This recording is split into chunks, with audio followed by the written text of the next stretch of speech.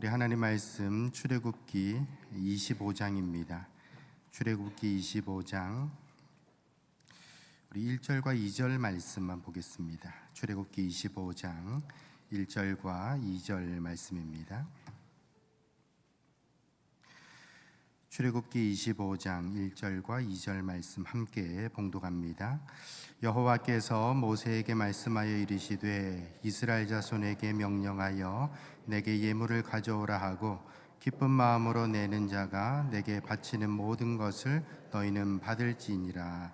아멘. 호산나 찬양대에 영광 올려드립니다.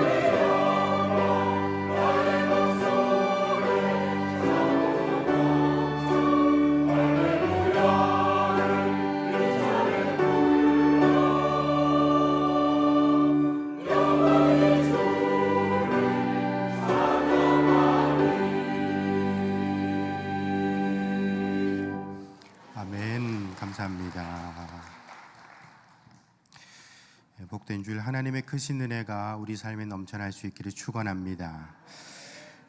성막으로 살아라라는 제목으로 함께 은혜를 나누고자 합니다. 성막 혹시 구경해 보셨어요? 우리나라에도 성막이 몇 군데 있는 걸로 알고 있는데 강원도 저기 홍천 어디 가면은 또 성막이 있어요. 제가 직접 가서 한번 본 적도 있고요. 뭐 경기도 어디 가면은 또 이렇게 성막이 있다고 하더라고요. 이제 모형이죠. 이제 모형으로 이렇게 만들어 놓은 그런 성막이 있습니다만 성막이라는 게 무엇이냐라고 했을 때 이 성막의 기원은 원래는 제단입니다. 제단. 아브라함도 이렇게 뭐 제단을 쌓았다라는 그런 기록이 있고 뭐 더 올라가면은 가인과 아벨도 제단을 쌓고 그렇게 제사를 드렸다라는 그런 기록들이 있지 않습니까? 이런 제사 드리는 그런 자리, 그게 바로 이제 성막의 기원이 되는 것이죠. 원래는 이제 뭐 제단으로 시작했다가 이제 성막이 되고 그것이 나중에는 다윗, 솔로몬 시대에 와서 이제 성전이 되죠. 그 다음에는 무엇이 되는가? 성전이라는 게 좀 순환이 몇 번 있지 않습니까? 이렇게 뭐 또 무너지기도 하고 또 스룹바벨 시대에 다시 뭐 짓기도 하고 뭐 이런 저런 순환이 있었습니다만, 어쨌든 뭐 AD 70년에 이제 예루살렘 성전은 완전히 이렇게 무너지는, 회파되는 그런 어떤 수모를 또 당하게 되죠. 지금은 아마 통곡의 벽이라는 것만 남아 있는 셈입니다. 그래서 이 예루살렘에 뭐 성지순례 가신 분들은 이 통곡의 벽을 보게 되는데, 그 예루살렘 성벽이 이제 외벽이 되는 그런 셈이죠. 그래서 그것만 이제 흔적만 남아서 이렇게 이제 성전이 존속하고 있다, 또는 뭐 흔적만 남아 있다라고 말할 수 있습니다. 그렇다면은 여러분이 성전을 무너뜨리신 분이 누구신가? 사실은 예수님이시죠. 예수님이 말씀은 그렇게 하셨지 않습니까? 물론 뭐 예수님이 뭐 손으로 밀어서 뭐 무너뜨린 건 아닙니다만, 이 성전을 헐어라, 내가 3일 만에 손으로 짓지 않은 성전을 짓겠다라고 얘기를 했거든요. 그럼 손으로 짓지 않은 성전이 무엇인가? 그건 바로 이제 성도가 되는 것이죠. 성도. 여러분 다 성도죠. 저도 성도거든요. 성도라는 것은 말 그대로 예수 믿는 사람들을 모두 다 성도라고 부르는 것입니다. 목사나 장로 이런 건 직분에 해당되는 것이고, 우리의 신분은 성도가 되는 것이죠. 그러니까 지금 이제 이 성막의 변천사를 본다면은 본래는 제단이었고, 그 다음에 성막이었고, 그 다음에는 성전이 되었다가 이 성전 다음에는 무엇인가? 성도가 된다라는 것입니다. 여러분, 그러므로 저와 여러분들이 하나님을 모시고 예배하는 성전의 역할을 하는 것임을 믿으시길 바랍니다. 그러므로 여러분, 우리는 이제부터는 내가 이 하나님께 예배드리는 성전이구나, 내가 예수 그리스도를 모시고 살아가는 그런 거룩한 전이 되는구나라는 것을 알아야 된다라는 것입니다. 여러분, 그러므로 우리가 이 성도의 원형이 되는 것이 바로 성전이다, 또는 성막이다라고 할 수 있을 것 같아요. 여러분, 특별히 이스라엘 백성들이 출애굽을 하고 나서 이제 광야로 나갔습니다. 광야에서 무엇을 하는가? 하나님께서 성막 지으라고 하셨거든요. 여러분, 사실 뭐 광야에서는 먹고 살기도 힘들 것 아닙니까? 뭐 물도 없을 것이고, 또 먹을 것도 없을 것이고, 그렇게 되면 하나님이 만나 주시면 먹는 거고, 안 주시면 못 먹는 그런 상황인데, 거기서 성막을 지으라고 했다라는 것입니다. 물론 뭐 거기는 이제 이동식으로 해야 되니까 성전은 못 짓고 성막을 짓는 것이죠. 텐트로 해가지고 이렇게 해서 하나님 앞에 예배드리는 장소를 만들게 됐다라는 것입니다. 근데 이 성막이 우리 성도의 원형이 된다라는 것을 우리가 분명히 기억한다면은, 이 성막이 무엇인가 하는 것을 우리가 좀 이해를 한다면 이 성도의 삶이라는 것도 분명히 깨달을 수가 있게 된다라는 것이죠. 여러분, 이 성막의 핵심은 무엇이냐면요, 연합이라는 것입니다. 연합. 다시 말해서 하나님과 내가 하나 되는 자리가 바로 성막이다라는 것이죠. 여러분, 하나님께서 왜 이스라엘 백성들을 불러내셨습니까? 표면적으로는 바로 왕이 그렇게 얘기하죠. 우리가 저기 좀 나가서 하나님 앞에 좀 예배하고 오겠다라고 얘기를 했거든요. 예배하는 삶이 무엇인가? 하나님과 만나는 것이고 연합하는 시간이 된다라는 것입니다. 여러분, 오늘도 우리가 함께 이 자리에서 예배를 드립니다. 이 자리에서 뭐 하는 시간이냐? 목사가 준비한 몇 마디 얘기 듣고 가는 시간이냐? 그게 아니라 하나님과 연합하는 시간이 되는 것이죠. 근데 우리가 뭐 세상 살아가면서 뭐 이런저런 일, 좋은 일, 안 좋은 일 겪으면서 마음문이 닫혀 있을 수도 있잖아요. 또 이렇게 죄짓고 마음이 이렇게 굉장히 힘들 수도 있잖아요. 그런데 교회 나와서 예배하는 가운데 뭐 찬양을 듣고 찬양을 하고 기도하고 그리고 말씀 듣는 가운데 마음문이 열리는 것입니다. 그렇게 해서 하나님이 여기 계시구나, 나와 함께 계시구나, 그걸 깨닫는 시간, 연합하는 시간, 그것이 바로 예배 시간이 된다라는 것이죠.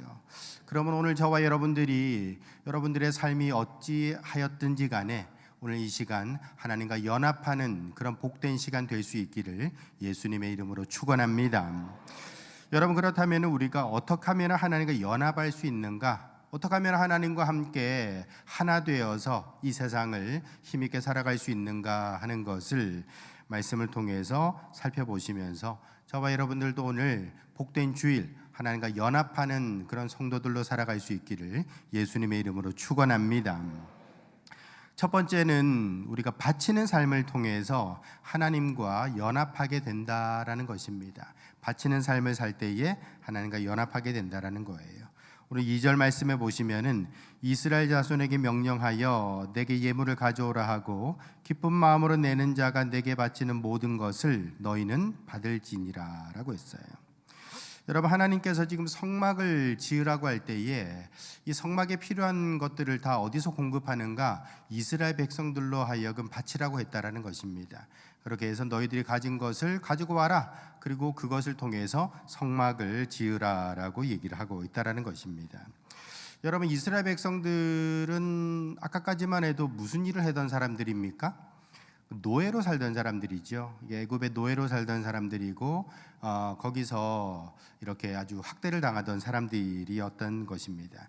여러분, 노예는 자기 소유가 있나요? 노예는 자기 소유가 없어요. 아무리 열심히 노력하고 애를 쓰고 많은 소출을 낸다 할지라도 그게 다 주인의 것으로 다 귀속되고 말지요. 노예는 아무것도 남는 게 없다. 남는 장사가 없다라는 것입니다. 근데 여러분, 지금 하나님께서 이스라엘 백성들, 아까까지 노예로 살던 아주 비참한 인생을 살던 사람들에게 지금 갖고 와라. 그리고 그 갖고 온 걸 가지고서 성막을 지어라 라고 얘기를 하고 있다는 것입니다. 여러분, 왜 하나님께서 가져오라고 하실까요? 하나님께서는 사실 뭐 부족한 게 없는 분 아니겠습니까? 돈이 많으신 분이시잖아요. 그리고 이제 가진 것도 많으신 분이신데, 근데 꼭 있는 사람들이 더하다 뭐 이런 말처럼 이렇게 뭐 하나님께서 많이 갖고 계신데도 불구하고 이렇게 불쌍한 그 노예들에게서 이렇게 갈취해 가지고 꼭 성막을 지으셔야 되는가, 왜 그러셔야 되는가라는 생각을 해볼 수 있는 것이죠. 여러분, 왜 그렇습니까? 왜 하나님께서 지금 이스라엘 백성들에게 갖고 와라, 그리고 가지고 온 걸 가지고서 성막을 지어라라고 말씀하실까요? 그건 주신 분이 하나님이시기 때문에 그렇다라는 것이죠. 여러분, 출애굽기 12장 35절에 보시면은 이런 말씀이 있습니다. 이스라엘 자손이 모세의 말대로 하여 애굽 사람에게 은금 패물과 의복을 구하매 여호와께서 애굽 사람들에게 이스라엘 백성에게 은혜를 입히게 하사 그들이 구하는 대로 주게 하심으로 그들이 애굽 사람의 물품을 취하였다라고 얘기를 하고 있어요. 무슨 말인고 하니 지금 출애굽을 하던 시절인데, 출애굽할 때에 하나님께서 이스라엘 백성들에게 너희들은 가서 애굽 사람들, 그 이웃들에게 원하는 것들을 갖다가 좀 달라고 하라 라고 얘기했다라는 것입니다. 우리가 지금 이제 나가니까 아무것도 없잖아요. 그동안 뭐 노예로 살면서 뭐 월급을 받았겠습니까? 뭐 아무것도 없는 것입니다. 그렇기 때문에 애굽 사람들에게 필요한 것들을 달라고 해라. 그러면 애굽 사람들이 너희들에게 필요를 채워줄 거라고 얘기를 했다라는 거예요. 그래서 은금 패물과 의복을 구했다라고 했습니다. 뭐 싸구려 이런 것도 아니고 은금 패물이니까 귀한 것들이죠. 옷이라는 것도 그 당시만 하더라도 좋은 것들이니까 이렇게 애굽 사람들에게 모든 필요를 다 구하라고 얘기를 했다라는 것입니다. 그랬더니만 애굽 사람들이 이스라엘 사람들에게 그렇게 다 채워줬다라는 것입니다. 뭐 여러 가지 의미가 있겠죠. 야, 너희들 빨리 떠나라. 너희들 때문에 우리나라가 망하게 됐으니까 빨리 이거 가지고 떠나라라는 그런 의미도 될 것이고, 어쨌든 하나님께서 애굽 사람들에게 역사하셔서 이렇게 여러 가지 필요한 것들을 채움받을 수 있도록 하셨다라는 것입니다. 여러분, 그러므로 하나님께서 뭐 없는 것에서 달라고 하신 것이 아니라 사실은 누가 주신 겁니까? 하나님이 다 주신 거라는 거죠. 하나님이 주신 것에서 달라, 가지고 와라라고 말씀하고 있다라는 것입니다.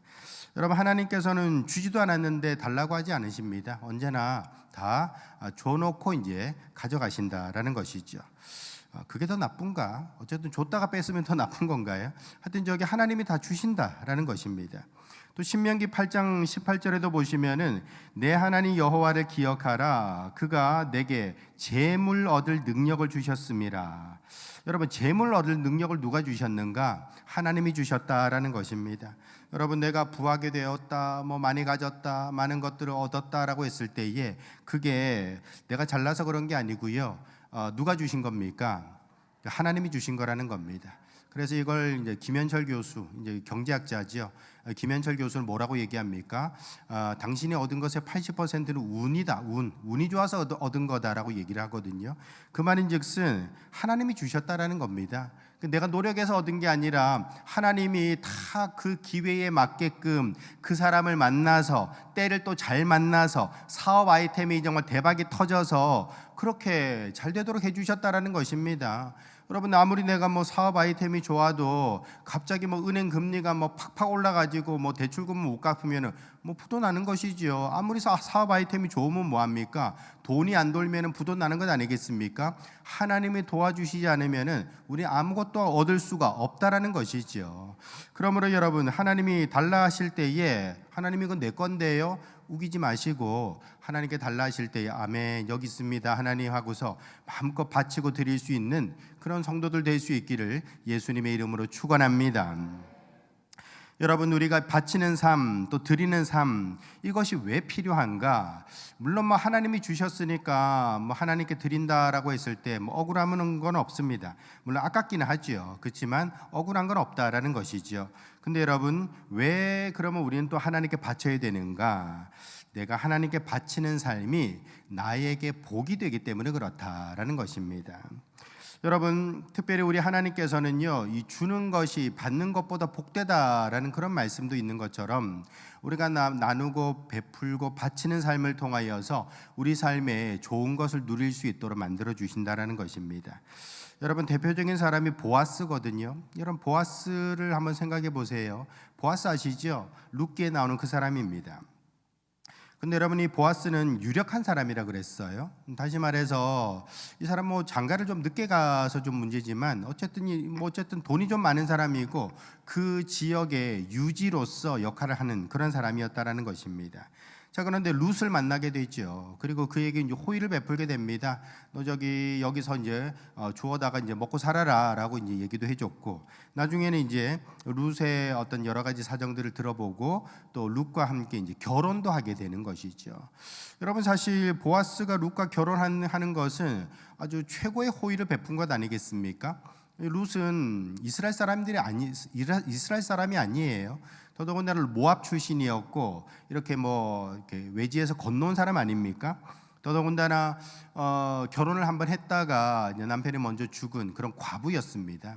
근데 그 과부를 취해서 결혼을 한다고 했을 때에 주변 사람들이 뭐 수군대는 사람들도 많이 있겠죠. 아니 뭐 보아스가 왜 저런 사람하고 결혼을 하나, 이렇게 저렇게 떠드는 사람들도 많이 있었을 것입니다. 그러나 어쨌든 보아스는 룻을 배려했고요. 그리고 룻과 함께 결혼을 하는 그런 여러 가지 결단을 내리게 됐다라는 것이죠. 한마디로 말해서 보아스는 자신의 삶을 나눠준 사람이다, 베풀어준 사람이다라고도 말할 수가 있다라는 것입니다. 근데 여러분, 어떤 일이 벌어지게 됩니까? 보통 우리가 룻을 다윗의 증조 할머니가 됐다라고 얘기를 하거든요. 근데 또 이렇게 뭐 룻을 예수님의 족보에 오른 여인이 됐다라고 얘기를 하는데, 정확하게 말하면요, 보아스가 다윗의 증조 할아버지가 되는 것이고, 그리고 보아스가 예수님의 족보의 한 줄기가 된다라는 것입니다. 다시 말해서 보아스가 자신의 삶을 나눠주고 베풀어주는 이런 일들을 통해서 어떤 복을 받게 됩니까? 메시아의 족보의 그 흐름 속에 그의 이름이 오르게 되는 그런 사람이 된다. 보아스를 통해서 다윗이 나오게 되고, 그 다윗의 흐름을 통해서 예수 그리스도가 나오게 되니까 사실은 이 보아스는 큰 복을 받은 사람이 되었다라는 것을 우리는 알 수가 있다라는 것입니다. 여러분, 그러므로 하나님은 어떤 사람에게 복을 주십니까? 나누고 베푸는 사람에게 복을 더해 주시는 줄 믿으시길 바랍니다. 그러므로 여러분, 우리가 살아가면서 자신의 인생이 좀 꼬였다고 생각하는 사람들이 있지 않습니까? 여러분들은 어떻습니까? 여러분 인생이 좀 바로 펴져 있다고 생각하십니까? 아니면 좀 꼬였다고 생각하십니까? 좀 내 인생이 좀 꼬였다라고 생각하시는 분이 있다면요, 한번 주는 삶을 한번 살아보세요. 베푸는 삶, 주는 삶. 다시 말해서 내가 내 인생이 좀 왜 이렇게 꼬이는지 모르겠어, 왜 이렇게 안 풀리는지 모르겠어 생각한다면은 여러분들이 가서 어디 자선 낭비라도 가가지고 뭐 담은 얼마라도 이렇게 좀 기부도 좀 하시고, 아니면 뭐 작정 헌금을 좀 하시든지, 아니면은 옆에 이제 좀 힘든 사람이 있으면은 뭐 많은 돈은 아니지만 그래도 그 사람을 위해서 베풀어주고 나눠주는 그런 삶을 한번 살아보시라는 것입니다. 왜 그런가? 여러분, 언제나 그렇습니다. 인생이라는 것은 항상 이게 씨줄과 날줄이라는 게 있거든요. 내가 씨줄이 되면은 또 날줄이 되는 그런 어떤 여러 가지 어떤 그 흐름들이 있다라는 것입니다. 내가 하나님 앞에서 심게 되면은 누가 열매 맺게 하십니까? 하나님이 열매 맺게 하신다라는 것입니다. 내가 심었는데 하나님께서 모른 척 하신다? 그러지는 않습니다. 우리가 땅을 보면 알잖아요. 언제나 농부가 땀 흘려서 심게 되면은 그 땅은 여지없이 열매로서 보답을 해주는 것처럼 여러분 마찬가지입니다. 내 인생이 꼬였다. 나는 왜 이렇게 하는 것마다 안 될까? 왜 이렇게 안 될까 생각이 된다면은 여러분들이 어떤 형태로든지 간에 한번 심어 보시라는 것입니다. 그렇게 하면은 하나님께서 거기에 반응하시게 되는 것이고 일하시고 역사하시게 되는 줄 믿으시길 바랍니다. 여러분 그런 말이 있죠. 돼지 눈에는 돼지가 보이고 부처 눈에는 부처가 보인다라는 그런 말이 있어요. 무슨 말인 거 아니? 우리가 남을 돕게 되잖아요. 그러면은 다른 사람의 도움을 받게 된다라는 것입니다. 실제로 미국 메인 대학교에 브랜든 크로슬리라는 그 연구원이 있는데 이 사람이 이제 연구를 해보니까 남을 잘 돕는 사람이 다른 사람들의 호의도 잘 받게 되더라라는 것입니다. 내가 다른 사람들에게 좋은 것을 베풀게 된다면 어떻게 되는가? 다른 사람들이 그 사람을 알아보고 챙겨주고 도와주는 그런 일이 일어나게 되더라라는 것이지요. 그러므로 여러분 우리가 이 세상을 살아가면서 정말 자신의 가치를 높이고 싶다면 어떻게 되는가? 받는 삶이 아니라 주는 삶을 살아갈 때에 그 사람의 가치가 높아진다라는 거예요. 여러분 언제나 그렇습니다. 우리가 사실 삶의 만족이라는 게 여러 가지가 있잖아요. 우리가 어떻게 하면 만족을 얻게 되는가? 가서 내가 원하는 거 구입을 하고 또 소비하고 많은 것들을 사들일 때에 기쁨이 있어요. 그런데 그런 기쁨보다 나를 위해서 쓰는 기쁨보다 더 귀한 기쁨은 어떤 기쁨이냐? 다른 사람을 위해서 쓸 때에 훨씬 더 그 기쁨, 행복감, 만족감이 오래 가게 되더라라는 것입니다. 그러므로 여러분 오랫동안 행복하고 싶다면 남을 위해서 베풀어줘라라고 얘기를 하고 있는 것이죠. 특별히 여러분 우리가 성경에서 오병이어 기적을 잘 알고 있습니다. 떡 5개, 물고기 2마리를 가지고 5,000명을 먹였잖아요. 이거 원래 누구 겁니까 이거? 어떤 이름 모를 소년의 것이죠. 이름 모를 소년이 그거 갖고 왔던 거거든요. 근데 제자가 그걸 보고서는 얻어다가 예수님께 가져가게 되고 예수님께서 그것을 축사하셨어요. 하늘 우러러 감사기도를 하시고 나눠줘라 라고 했을 때에 5,000명이 먹고서 12광주리가 남게 됐다는 것 아니겠습니까? 여러분 그렇다면은 우리가 여기서 기억할 게 무엇인가? 이 소년은 아마 평생에 어떤 믿음의 간증이 되지 않겠습니까? 내가 드린 것을 통해 가지고 5,000명이 먹고도 그렇게 많이 남은 그런 놀라운 기적이 일어났어라고 얘기를 할 수가 있다라는 것입니다. 다시 말해서 이 소년은 글쎄요 자기가 혼자서 이렇게 다른 사람 다 굶고 있을 때 물고기 2마리 보리떡 5개 그냥 홀랑 먹었다면은 아유 다른 사람들은 굶고 있지만 나는 배불리 잘 먹었네, 기쁘다 만족스럽다라고 했다면은 그 만족이라는 게 금방 끝나버리고 말았겠습니다만 그러나 오히려 이것을 내어놓을 때에 어떤 일이 벌어집니까? 평생의 믿음의 간증, 믿음의 고백이 될 수 있었다라는 것입니다. 아마 이 오병이어 소년은 어떤 사람인지 잘 모르겠지만 평생 예수님 신뢰하면서 믿고 살았던 그런 사람이 아닐까라는 생각이 듭니다. 자기의 도시락으로 이런 놀라운 기적을 체험했으니까요. 여러분 고린도후서 9장 7절에 보시면 각각 그 마음에 정한 대로 할 것이요 인색함으로나 억지로 하지 말지니 하나님은 즐겨내는 자를 사랑하시느니라 라고 했어요. 하나님은 즐겨내는 자를 사랑하시느니라. 여러분 무슨 말입니까?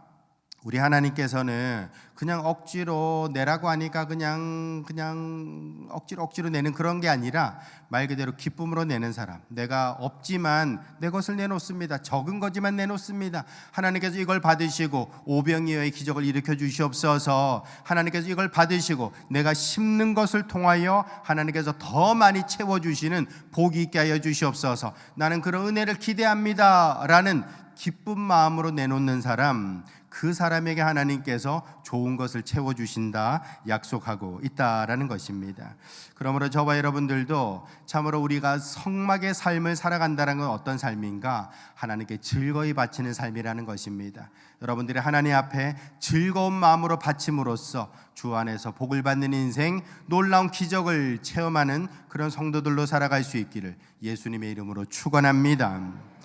두 번째로 여러분 하나님과 연합은 우리에게 큰 지지가 된다라는 것입니다. 내가 하나님과 연합할 때에 하나님으로부터 큰 지지를 얻게 된다는 것이죠.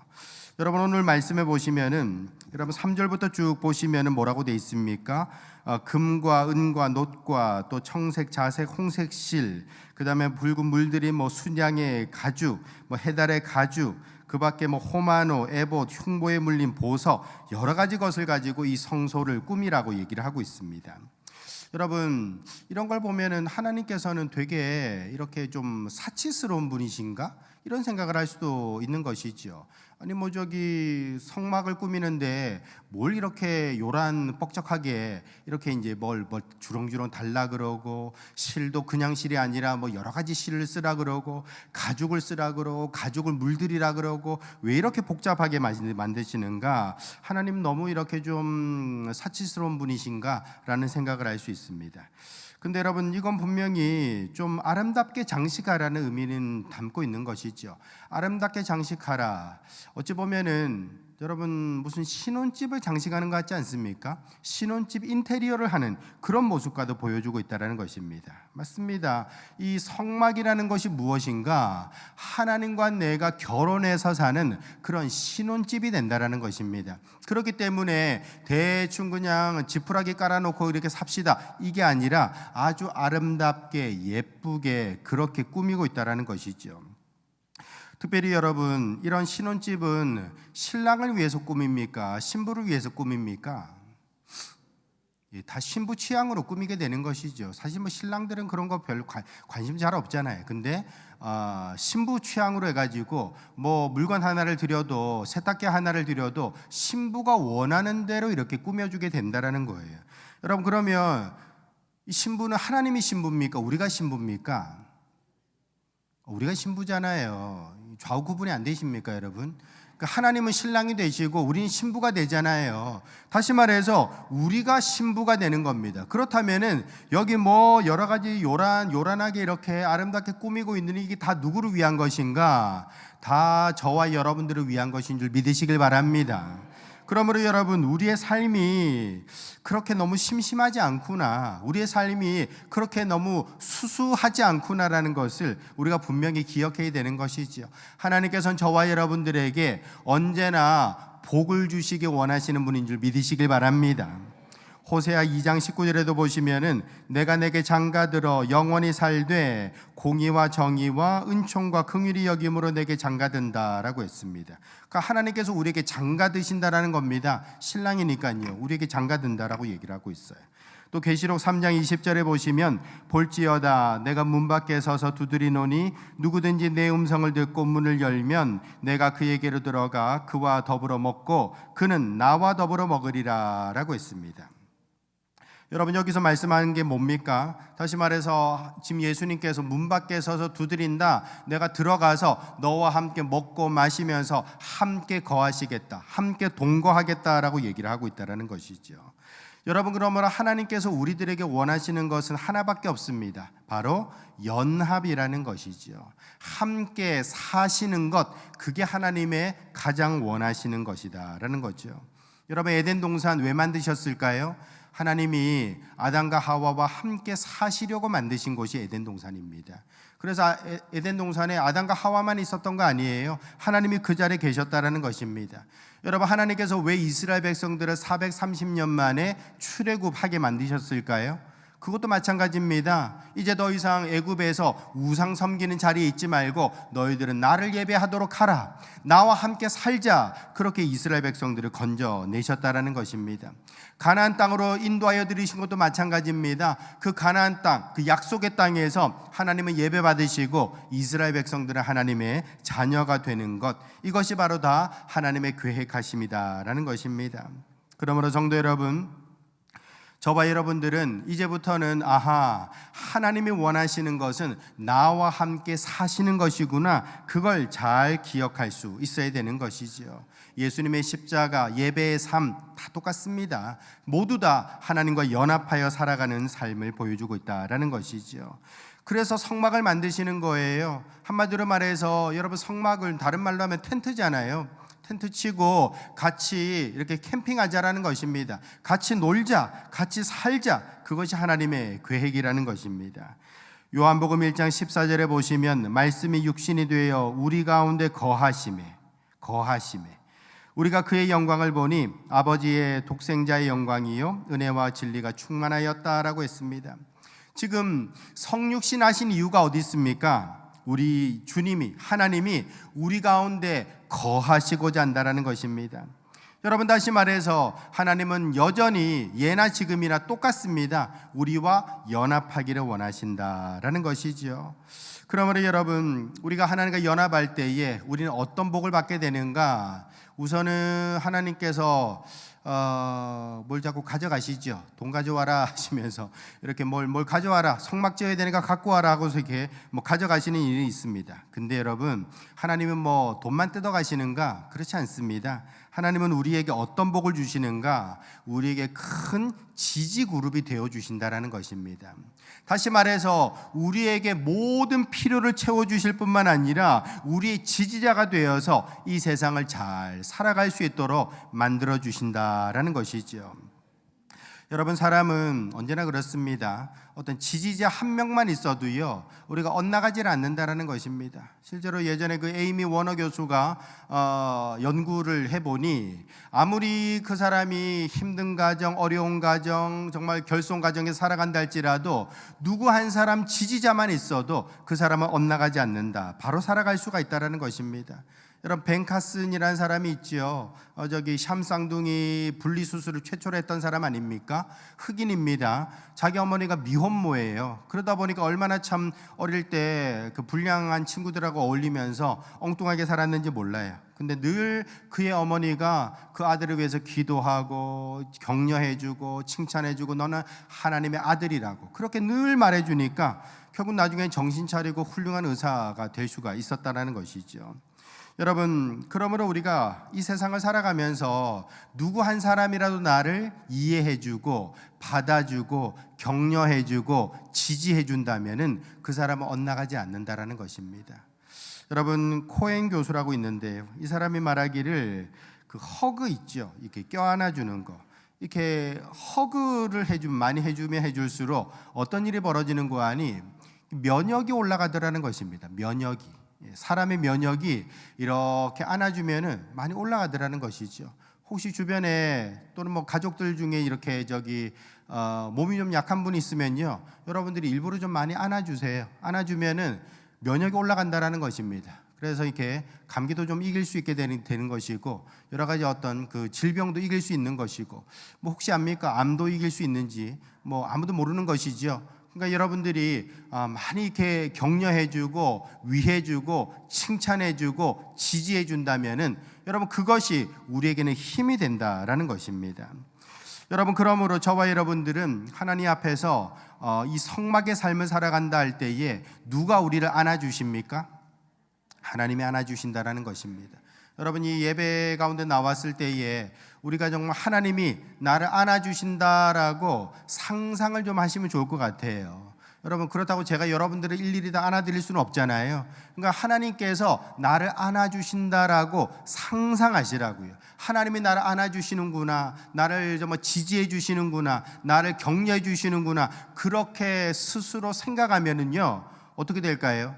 면역도 올라가게 되는 것이고 여러 가지 마음에서 용기도 생기게 되는 것이고 여러 가지 마음속에 이 심리적인 방어막들이 좀 더 활성화되어서 이런저런 어려운 일이 좀 있어도 잘 감당해낼 수가 있게 되는 것이죠. 여러분, 하나님은 저와 여러분들을 지지해 주시고 안아주시는 분인 줄 믿으시길 바랍니다. 말씀을 맺습니다.